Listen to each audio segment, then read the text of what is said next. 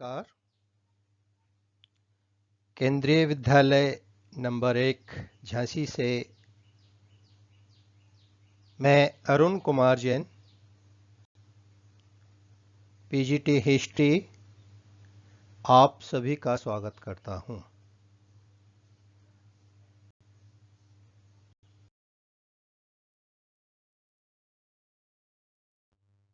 ये video lesson NCERT books class 12th subject history के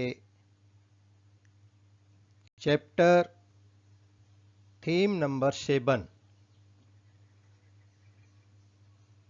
एक साम्राज्य की राजधानी विजयनगर लगभग 14वीं सदी से 16वीं सदी तक an imperial capital Vijayanagar 14th to 16th century से लिया गया है।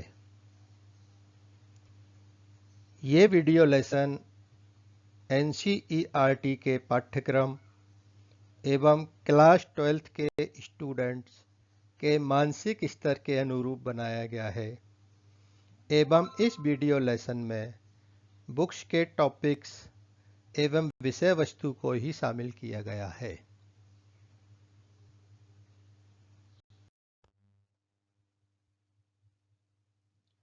चैप्टर 7 के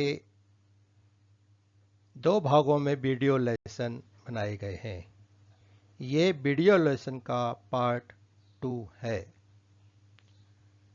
हम इस वीडियो लेसन में निम्नलिखित विषयों पर डिस्कस करेंगे: वाटर रिसोर्सेस, जल संपदा, फोर्टिफिकेशन एंड रोड्स, किलेबंदियां तथा सड़कें, टेम्पल आर्किटेक्चर, मंदिर वास्तुकला, विट्ठल मंदिर, विरूपाक्ष मंदिर, गोपुरम एवं मंडप, महानवमी डिब्बा, महानवमी डिब्बा से संबंधित अनुष्ठान, राजकीय केंद्र में स्थित अन्न भवन, लोटस महल एवं हम्पी के भग्नावशेषों का अध्ययन इत्यादि शामिल हैं।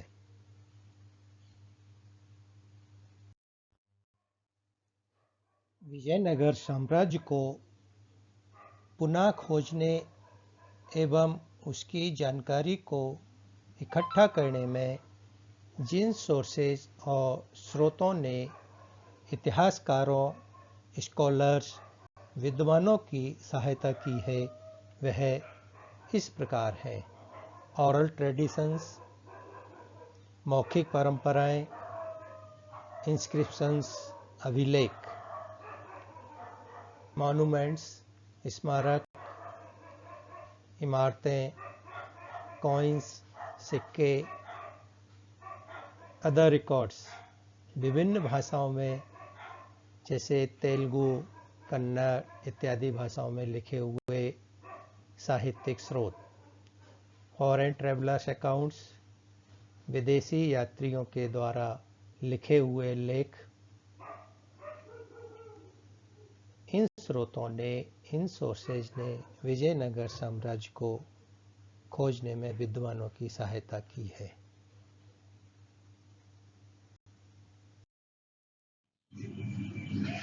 फॉरेन ट्रैवलर्स अकाउंट्स विजयनगर साम्राज्य की जानकारी को समृद्ध बनाने में विदेशी यात्रियों के वृत्तांत बहुत महत्वपूर्ण हैं। इस दृष्टि से 15वीं शताब्दी में विजयनगर शहर की यात्रा करने वाले निकोलो दे कॉन्ती इतालवी व्यापारी, अब्दुल रज्जाक फारस के राजा का दूत, अफानासी निकितिन रूस का एक व्यापारी और 16वीं शताब्दी में विजयनगर जाने वाले दुआर्ते बारबोसा, डोमिंगो पेस तथा फर्नाओ नूनिज के विवरण विशेष रूप से महत्वपूर्ण है।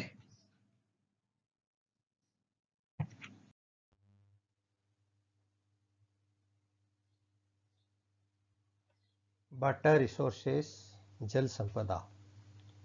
विजयनगर की जल आवश्यकताओं को मुख्य रूप से तुंगभद्रा नदी से निकलने वाली धाराओं पर बांध बनाकर पूरा किया जाता था। बांधों से विभिन्न प्रकार के हौजों का निर्माण किया जाता था। इस हौज के पानी से न केवल आसपास के खेतों को सींचा जा सकता था, बल्कि इसे एक नहर के माध्यम से राजधानी तक भी ले जाया जाता था। कमलपुरम जलाशय नामक हौज सबसे महत्वपूर्ण हौज था। तत्कालीन समय के सर्वाधिक महत्वपूर्ण जल संबंधी संरचनाओं में से एक हिरिया नहर के भग्न अवशेषों को आज भी देखा जा सकता है।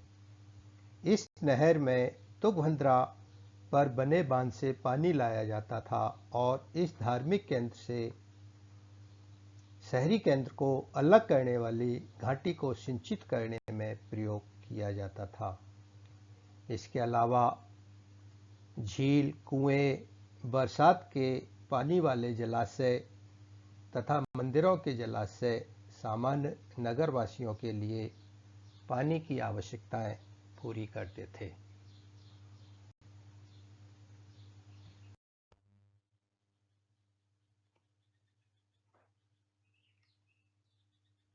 किलेबंदी फोर्टिफिकेशन विजयनगर शहर की एक महत्वपूर्ण विशेषता इसकी विशाल एवं सुदृढ़ किलेबंदी थी।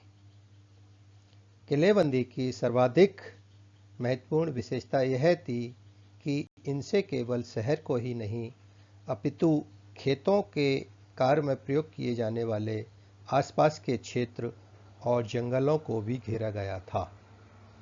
अब्दुल रज्जाक के विवरण से भी किलेबंद कृषि क्षेत्रों की पुष्टि होती है। अब्दुल रज्जाक 15वीं शताब्दी में फारस के शासक कालीकट द्वारा भेजे गए राजदूत थे। वह दुर्गों से बहुत प्रभावित हुए थे और किलों की 7 पंक्तियों का उल्लेख उन्होंने अपने विवरण में किया है। उनका कहना है कि किलों को न केवल शहर बल्कि इसके कृषि, पर्वतीय इलाकों और जंगलों से घेर लिया गया था।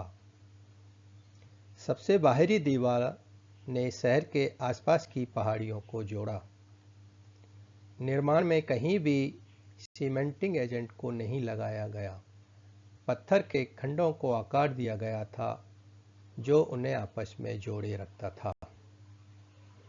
विजयनगर किलेबंदी की सबसे महत्वपूर्ण विशेषता इसके कृषि पथों का समावेश था, क्योंकि शासकों की घेराबंदी और इसके परिणामों का सामना करने के लिए अच्छी तरह से तैयार किया गया था।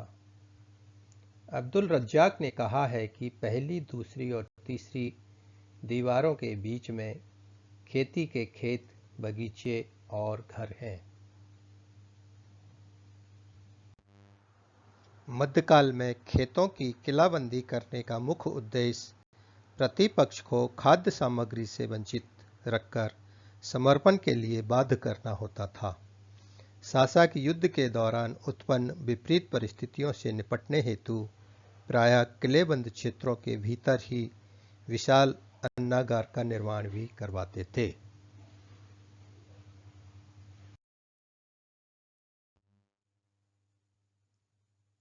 शहर के किलेबंद क्षेत्र में कृषि क्षेत्र को रखने के कई लाभ और नुकसान थे। मध्यकाल में विजय प्राप्ति में घेराबंदियों का महत्वपूर्ण योगदान होता था। घेराबंदियों का प्रमुख उद्देश्य प्रतिपक्ष को खाद्य सामग्री से वंचित कर देना था, ताकि वे विवश होकर आत्मसमर्पण के लिए तैयार हो जाएं। घेराबंदियां कई महीनों तक और यहां तक कि वर्षों तक चलती रहती थी। इस स्थिति में बाहर से खाद्यान्नों का आना दुष्कर हो जाता था। किलेबंद क्षेत्र में कृषि क्षेत्र को रखने के परिणाम स्वरूप शहर को अनाज की कमी का सामना नहीं करना पड़ता था। इसके परिणाम स्वरूप घेराबंदी के लंबे समय तक चलने की स्थिति में भी जनता को भुखमरी से बचाया जा सकता था। अतिरिक्त अनाजों को अन्नागारों में रखा दिया जाता था, जिसका प्रयोग आवश्यकता के समय किया जाता था। इस प्रकार स्थानीय जनता को अनाज की उपलब्धि होती रहती थी। इसके परिणाम स्वरूप खेतों में खड़ी फसलें शत्रु द्वारा किए जाने वाले विनाश से बच जाती थीं। खेतों के किलेबंद क्षेत्र में होने के कारण प्रतिपक्ष की खाद्यान्न आपूर्ति संकट में पड़ जाती थी, जिससे घेराबंदी को लंबे समय तक खींचना कठिन हो जाता था और व्यवस्थापूर्वक घेराबंदी को उठाना पड़ता था।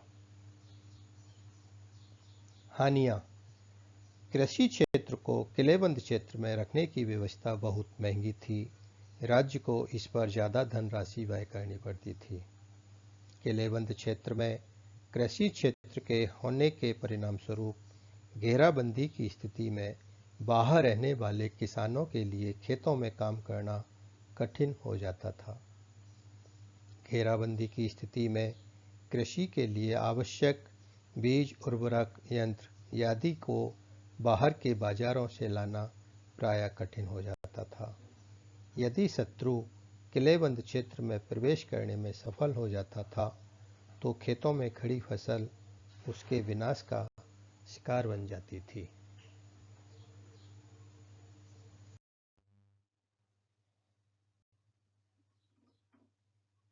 शहर के सबसे ऊंचे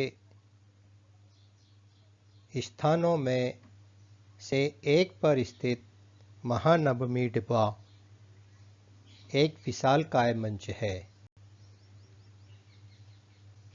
जो लगभग 11,000 वर्ग फीट के आधार से 40 फीट की ऊंचाई तक जाता है। ऐसे साक्ष्य मिले हैं जिनसे पता चलता है कि इस पर एक लकड़ी की संरचना बनी थी। मंच का आधार उभारदार उत्कीर्ण से पटा पड़ा है।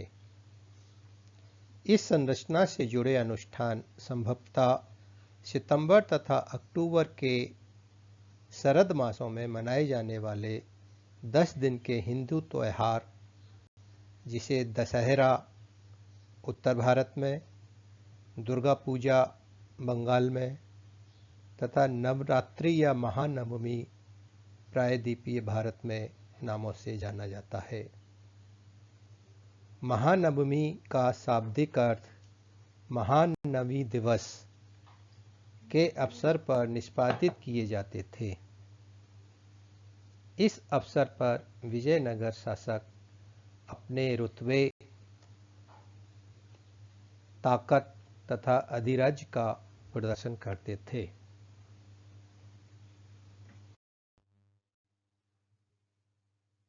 महानवमी त्योहारों के दौरान अनुष्ठान। विजयनगर के राजा इस अवसर पर अपनी प्रतिष्ठा, शक्ति और पराक्रम प्रदर्शित करते थे। इस अवसर पर आयोजित समारोह में मूर्ति की पूजा, घोड़े की पूजा, भैंस और अन्य जानवरों का बलिदान शामिल था। नृत्य, कुश्ती मैच और सुसज्जित घोड़े, हाथी और रथ, सैनिक, साथ ही राजा और उसके मेहमानों द्वारा मुख्य नायकों और अधीनस्थ राजाओं के समक्ष अनुष्ठान प्रस्तुतियां इस अवसर को चिह्नित करती हैं। इन समारोह को गहरे प्रतीकात्मक अर्थों के द्वारा चित्रित किया गया है। उत्सव के अंतिम दिन राजा एक खुले मैदान में एक भव्य समारोह में अपनी सेना और नायक की सेनाओं का निरीक्षण करते थे। इस अवसर पर नायक राजा के लिए कीमती उपहार के साथ साथ तोहफे भी लाते थे। हालांकि विद्वानों ने बताया है कि संरचना के आसपास का स्थान सशस्त्र पुरुषों, महिलाओं और जानवरों की बड़ी संख्या में विस्तृत जुलूसों के लिए पर्याप्त नहीं था। शाही केंद्र की कुछ अन्य संरचनाओं की तरह यह एक पहेली बना हुआ है।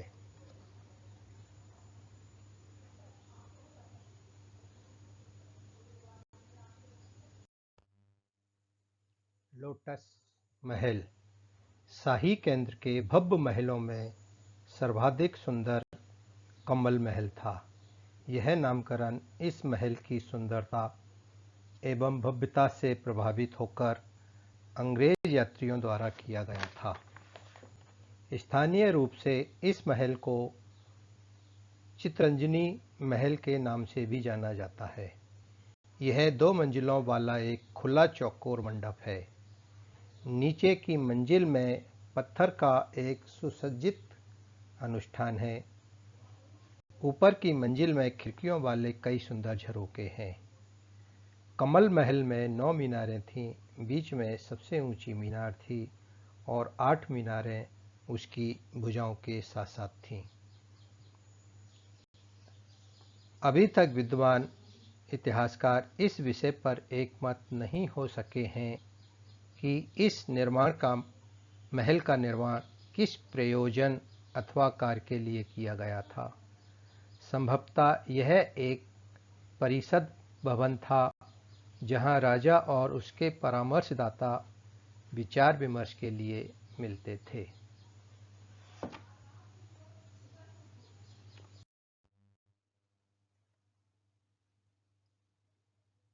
अजारामा टेम्पल। हालांकि अधिकांश मंदिर पवित्र केंद्र में पाए गए जाते हैं, लेकिन कुछ शाही केंद्र में भी पाए जाते हैं।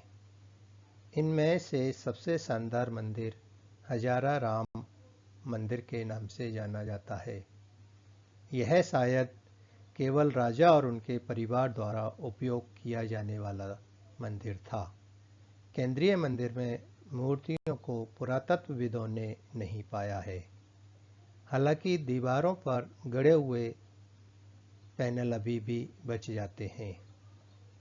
मंदिर की भीतरी दीवार में धर्मस्थल में पाए जाने वाले रामायण से कई दृश्य लिए गए हैं।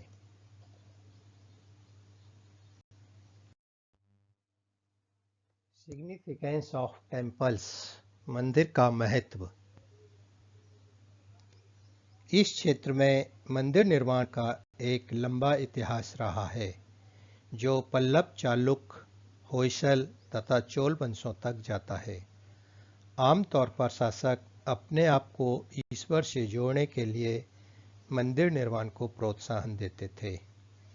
अक्सर देवता को व्यक्त अथवा अव्यक्त रूप से राजा से जोड़ा जाता था। मंदिर शिक्षा के केंद्रों के रूप में भी कार्य करते थे। शासक और अन्य लोग मंदिर के रखरखाव के लिए भूमि या अन्य संपदा दान में देते थे। अतएव मंदिर महत्वपूर्ण धार्मिक, सामाजिक, सांस्कृतिक तथा आर्थिक केंद्रों के रूप में विकसित हुए। शासकों के दृष्टिकोण से मंदिरों का निर्माण, मरम्मत तथा रखरखाव अपनी सत्ता, संपत्ति तथा निष्ठा के लिए समर्थन तथा मान्यता के महत्वपूर्ण साधन थे। यह संभव है कि विजयनगर के स्थान का चयन यहाँ विरूपाक्ष तथा पंपा देवी के मंदिरों के अस्तित्व से प्रेरित था। यहाँ तक कि विजयनगर के शासक भगवान विरूपाक्ष की ओर से शासन करने का दावा करते थे। सभी राजकीय आदेशों पर सामान्यतः कन्नड़ लिपि में श्री विरूपाक्ष शब्द अंकित होता था।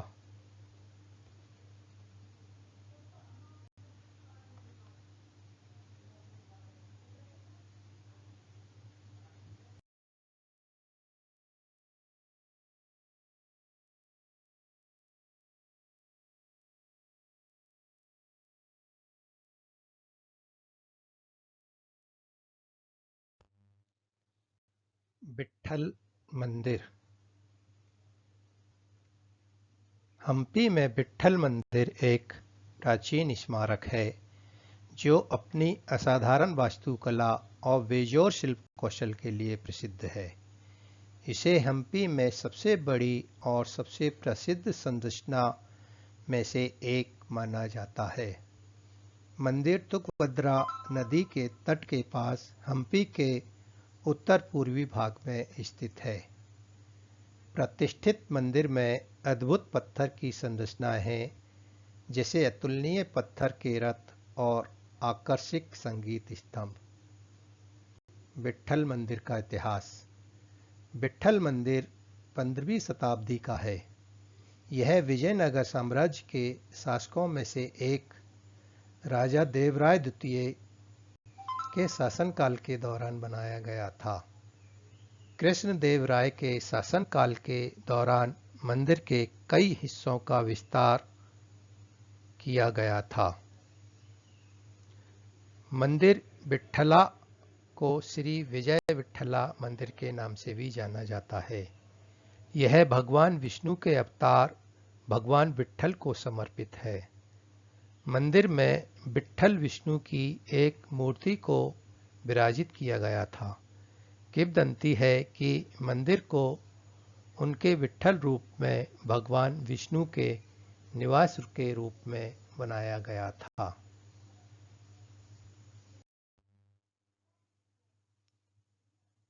Vitthal temple architecture. विट्ठल मंदिर हम्पी की एक शानदार वास्तुकला के रूप में है। विट्ठल मंदिर को हम्पी के सभी मंदिरों और स्मारकों में सबसे भव्य माना जाता है। मंदिर विजयनगर युग के मूर्तिकारों और शिल्पकारों के पास मौजूद अपार रचनात्मकता और स्थापत्य उत्कृष्टता का प्रतीक है। विट्ठल मंदिर वास्तुकला की द्रविड़ शैली में बनाया गया है, जो विशिष्ट दक्षिण भारतीय मंदिर वास्तुकला की विशेषता है। मंदिर परिसर एक विशाल क्षेत्र है जो उच्च परिसर की दीवारों और 3 विशाल द्वार से घिरा हुआ है। मंदिर के परिसर में कई हॉल और मंडप हैं। इन संरचनाओं में से प्रत्येक पत्थर से बना है और प्रत्येक संरचना अपने आप में एक सौंदर्य है। इन संरचनाओं में उल्लेखनीय है देवी का मंदिर, जिसे देवी तीर्थ के रूप में भी जाना जाता है। महा स्तंभ या मुख्य हॉल, सभा मंडप या मंडल हॉल के रूप में भी जाना जाता है। विवाह भवन, उत्सव हॉल, प्रसिद्ध स्टोन रथ इसके कुछ भाग हैं।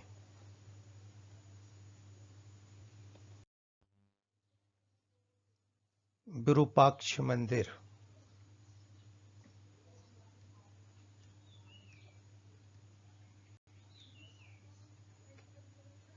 हम्पी में विरूपाक्ष मंदिर भगवान शिव को समर्पित है। हम्पी दक्षिण भारत में एक मंदिर शहर है और इसे यूनेस्को के विश्व धरोहर स्थलों में से एक माना जाता है। इस मंदिर का निर्माण लक्कन डंडेस की सहायता में किया गया था, जो राजा देवराय द्वितीय के अधीन सेनापति था। विरूपाक्ष मंदिर का इतिहास। विरूपाक्ष मंदिर का इतिहास 7वीं शताब्दी के आसपास का है। यह एक छोटे मंदिर के रूप में शुरू हुआ और बाद में विजयनगर शासन के दौरान एक विशाल परिसर में विकसित हुआ है। सबूत हैं कि और संकेत बताते हैं कि होयसला और चालुक्य संप्रभुता के बाद के वर्षों के दौरान विरूपाक्ष मंदिर में परिवर्तन किए गए थे। पंपा और विरूपाक्ष का भक्ति समूह 1565 में हम्पी की तबाही के साथ समाप्त नहीं हुआ। मंदिर की पूजा आज भी की जाती है और पूरे साल बनी रहती है।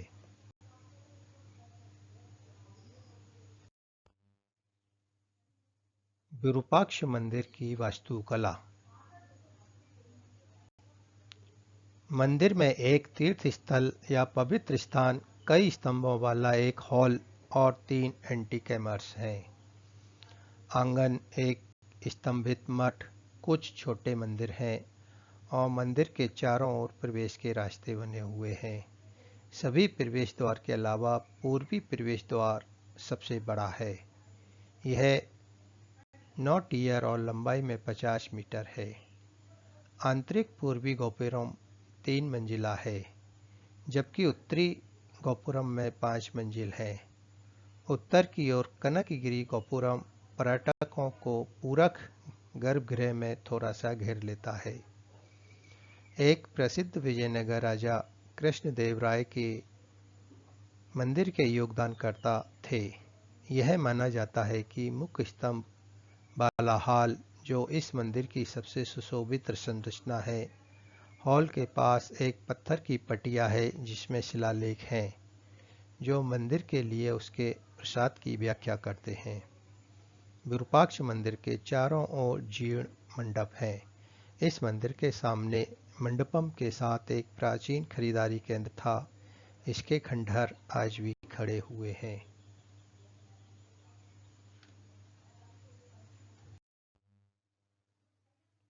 Features of temple architectures. मंदिर वास्तुकला की विशेषताएं। गोपुरम। मंदिर स्थापत्य के संदर्भ में इस समय तक कई नए तत्व प्रकाश में आते हैं। इनमें विशाल स्तर पर बनाई गई संरचनाएं जो राजकीय सत्ता की घोतक थीं शामिल हैं। इनका सबसे अच्छा उदाहरण गोपुरम अथवा राजकीय प्रवेश द्वार थे, जो अक्सर देवालयों की मीनारों को बौना प्रतीत कराते थे और जो लंबी दूरी से ही मंदिर के होने का संकेत देते थे। ये संभवतः शासकों की ताकत को भी याद दिलाते थे, जो इतनी ऊंची मीनारों के निर्माण के लिए आवश्यक साधन, तकनीक तथा कौशल जुटाने में सक्षम थे।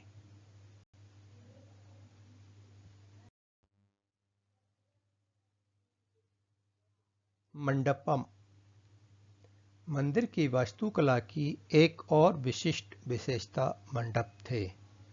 मंडप लंबे स्तंभित गलियारे थे जो अक्सर मंदिर परिसर के भीतर मंदिरों के आसपास होते थे।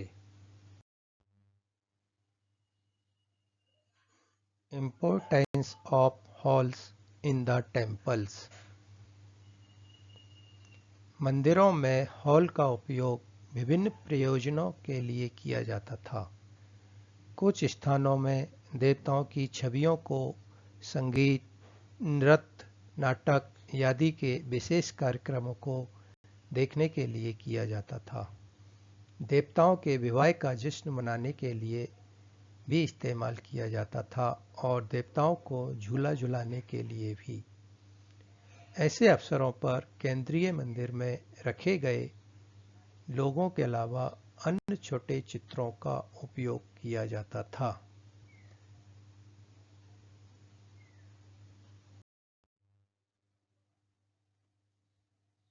हम्पी के भग्नावशेषों के अध्ययन में पिछली 2 शताब्दियों में अनेक पद्धतियों का प्रयोग किया गया है। हम्पी के भग्नावशेषों के अध्ययन में सर्वप्रथम सर्वेक्षण विधि का प्रयोग किया गया। 1800 ईस्वी में ब्रिटिश ईस्ट इंडिया कंपनी की सेवा में नियुक्त एक अभियंता एवं पुराविद कर्नल कॉलिन मैकेंजी द्वारा हम्पी के भग्नावशेषों की ओर ध्यान आकर्षित किया गया। उन्होंने इस स्थान का पहला सर्वेक्षण मानचित्र बनाया। कालांतर में छाया चित्रकारों में हम्पी के भवनों के चित्रों का संकलन प्रारंभ कर दिया। 1856 ईस्वी में अलेक्जेंडर ग्रेनिलो ने हम्पी के पुरातात्विक अवशेषों के पहले विस्तृत चित्र लिए। इसके परिणाम स्वरूप शोधकर्ता उनका अध्ययन करने में समर्थ हो गए थे। हम्पी की खोज में अभिलेखकर्ताओं ने भी महत्वपूर्ण योगदान दिया। अभिलेखकर्ताओं ने 1836 ईस्वी से ही यहाँ और हम्पी के मंदिरों में दर्जनों अभिलेखों को एकत्र करना प्रारंभ कर दिया था। हम्पी के भग्नावशेषों के अध्ययन में विदेशी यात्रियों के वृत्तांतों का भी अध्ययन किया गया है। इतिहासकारों ने इन स्रोतों का विदेशी यात्रियों के वृत्तांतों में तेलुगु, कन्नड़, तमिल एवं संस्कृत में लिखे गए साहित्य से मिलान किया। इनसे उन्हें साम्राज्य के इतिहास के पुनर्निर्माण में महत्वपूर्ण सहायता मिली। 1876 ईस्वी में J.F. फ्लीट ने पुरास्थल के मंदिर की दीवारों के अभिलेखों का प्रलेखन प्रारंभ किया। 1902 में जॉन मार्शल के तहत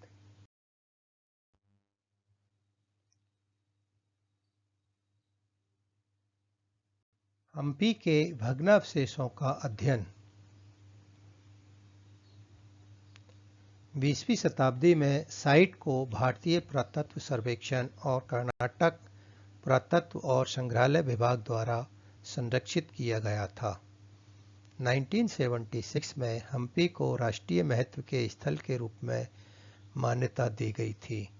फिर 1980 के दशक की शुरुआत में विजयनगर में सामग्री का विस्तार करने के लिए एक महत्वपूर्ण परियोजना शुरू की गई थी, जिसमें व्यापक और गहन सर्वेक्षण के माध्यम से विभिन्न प्रकार की रिकॉर्डिंग तकनीकों का उपयोग किया गया था। लगभग 20 वर्षों में दुनिया भर के दर्जनों विद्वानों ने इस जानकारी को संकलित और संरक्षित करने का काम किया। 1986 में हम्पी को यूनेस्को द्वारा विश्व विरासत स्थल घोषित किया गया।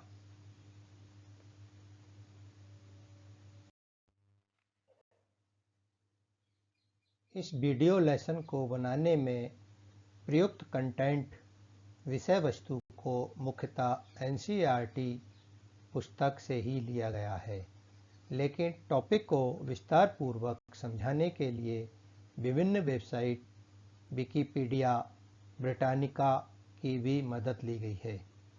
उम्मीद है कि आपको थीम 7 के पार्ट 2 में शामिल टॉपिक समझ में आ गए होंगे। धन्यवाद। थैंक्स।